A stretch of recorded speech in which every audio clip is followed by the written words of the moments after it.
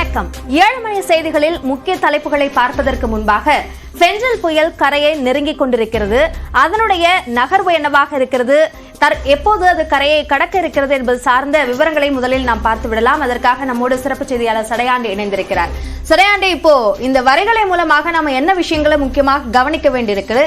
புயலோட நகர்வு என்னவாக இருக்கு, எந்த அளவுக்கு இருக்கு? நிச்சயமா வங்கக்கடலில் உருவாகி இருக்கக்கூடிய இந்த ஃபெஞ்சல் புயல்ன்றது இந்தியாவிற்கான இது 3வது புயலாக பார்க்கப்படுகிறது. இந்த வருடத்திலேயே 3 புயல் உருவாகி இருக்கிறது. 5வது மாதம் ரீமேல் புயல் உருவாச்சு, அதற்கு பிறகு டானா, இப்ப ஃபெஞ்சல் புயல்.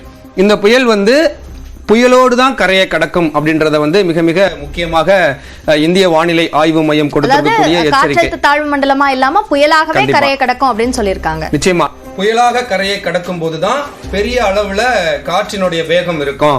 ஆழ்ந்த காற்றழுத்த தாழ்வு மண்டலமாக கரையை கடக்கும் போது காற்றினுடைய வேகம் குறைவாக இருக்கும், மழையினுடைய அடர்த்தி, மழையினுடைய அளவு அதிகமாக இருக்கும். ஆனா இந்த புயலோட கரையை கடக்கிறதுனால இரண்டுமே அதிகமாக இருக்கும். அதனால மக்கள் மிக மிக விழிப்புணர்வோடு இருக்க வேண்டும் அப்படின்னு இந்திய வானிலை ஆய்வு மையம் எச்சரிக்கை கொடுத்திருக்கிறாங்க. அது மட்டுமல்ல, இந்த புயல் ஃபெஞ்சல்ன்றது மிக மெதுவாக நகர்ந்து வந்து கொண்டிருக்கிறது. கிட்டத்தட்ட கடல்லையே ஒரு 5 நாட்கள் ஏற்கனவே அது நகர்ந்து வந்திருக்கு. இப்ப மேலும் ஒரு நாள், கிட்டத்தட்ட 6 நாள் அந்த காற்றழுத்த தாழ்வு பகுதியிலிருந்து ஆழ்ந்த காற்றழுத்த தாழ்வு மண்டலம், அதுக்கப்புறம் இப்ப புயல் அப்படின்றது 5 நாட்கள் கடந்து வந்துகிட்டு இருக்கறனால நிறைய ஈரப்பதங்களை அந்த சுழற்சி எடுத்து வச்சிருக்கோம் அப்படின்னு இன்னைக்கு பாலச்சந்தர் இயக்குனர் சொல்லும் போது கூட அவர் தெரிவிச்சிருந்தாரு. பாலச்சந்திரன் சொல்லும் போது இன்னொரு முக்கியமான ஒரு விஷயத்தையும் சொல்லியிருந்தார். இந்த ஃபெஞ்சல் புயலை கணிக்கிறதே ஒரு சவாலான ஒரு விஷயமா இருந்தது. ஏன்னா நிறைய மாற்றங்கள், அதோட வேகத்திலையும் சரி அதோட வலுவிலையும் சரி நிறைய மாற்றங்கள் இருந்தது. முதல்ல அதோட நகர்வு நின்ன போது அதோட மாய்ச்சர் எல்லாம் போயிருந்தது.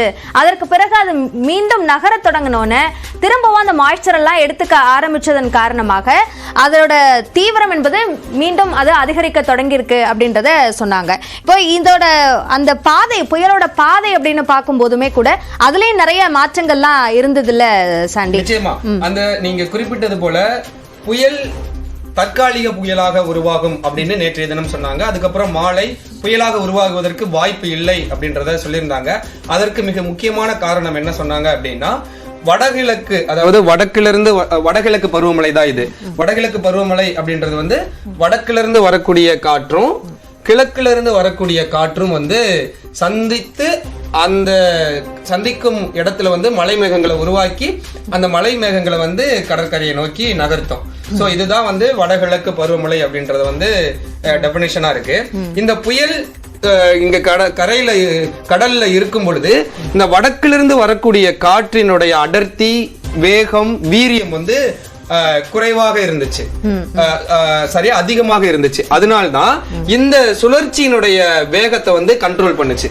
வடக்கிலிருந்து வரக்கூடிய காற்றும் கிழக்கிலிருந்து வரக்கூடிய காற்றும் அடர்த்தியும் வேகமும் வீரியமும் அதிகமாக இருக்கும் பொழுது இந்த உருவாகி இருக்கக்கூடிய காற்றழுத்த தாழ்வு மண்டலத்தை நகர விடாம, மேலும் வலுவடைய விடாம கண்ட்ரோல்லையே வச்சிருந்துச்சு.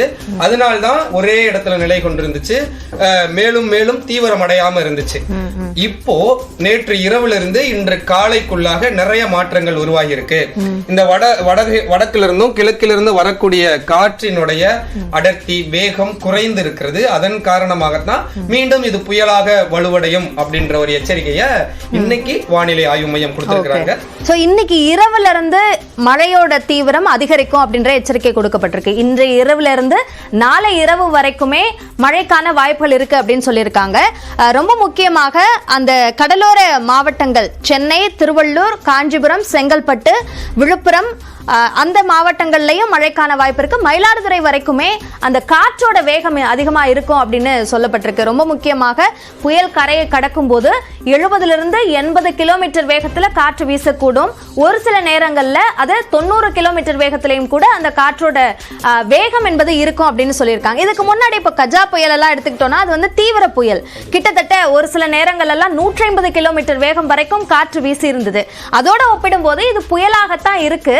ஆனாலும் ரொம்ப கவனமா இருக்கணும். ஏன்னா இந்த புயல்ல காற்றும் இருக்கும், மழையும் இருக்கும். அதனால அதற்கேற்ற எச்சரிக்கையோட மக்கள் இருக்கணும் அப்படின்ற ஒரு எச்சரிக்கையும் கொடுக்கப்பட்டிருக்கு. நிச்சயமா இப்ப கரண்ட் சிச்சுவேஷன்ல என்ன நிலைமை அப்படின்றத நம்ம புரிஞ்சுக்கொள்ளணும். புயல் உருவாகிருச்சு, மழை இல்லையே இந்த புயல் அவ்வளவு பெரிய தாக்கத்தை ஏற்படுத்தாதோ அப்படின்ற ஒரு அசால்ட்டான ஒரு எண்ணத்துல மக்கள் இருக்காங்க அப்படின்றத வந்து வெளிப்படையாகவே தெரியற மாதிரியான ஒரு புயலாகத்தான் இது இருக்கு.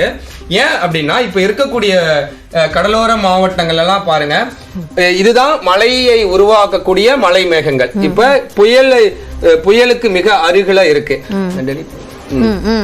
புயலுக்கு இதுதான் வந்து தற்பொழுது புயல் வடமேற்கு திசையை நோக்கி நகர்ந்து வந்துகிட்டு இருக்கு. இது காரைக்கால், மயிலாடு, மகாபலிபுரத்துல வந்து கரையை கடக்கும். கிட்டத்தட்ட தற்பொழுது இது வந்து 300 கிலோமீட்டர் தொலைவுல இது இருக்கு. இதோடைய வெளிப்புற பகுதி வந்து கடலுக்கு மிக அருகில் இருக்கு. அதன் காரணமாக மழைப்பொழிவை உருவாக்கக்கூடிய மலை மேகங்கள் எல்லாமே வந்து வடகிழக்கு திசையில தான் இருக்கு. அங்கிருந்து மெல்ல மெல்ல வந்து இது நகர்ந்து வர வேண்டும். இது நகர்ந்து வரக்கூடிய நேரங்கள் வந்து ரொம்ப அதிகப்படியான நேரமா இருக்கும். அந்த டைரக்ஷன் சரி, கரெக்ட். இப்ப அது எப்படி நகர்ந்து வருது அப்படின்றத பார்க்கலாம்.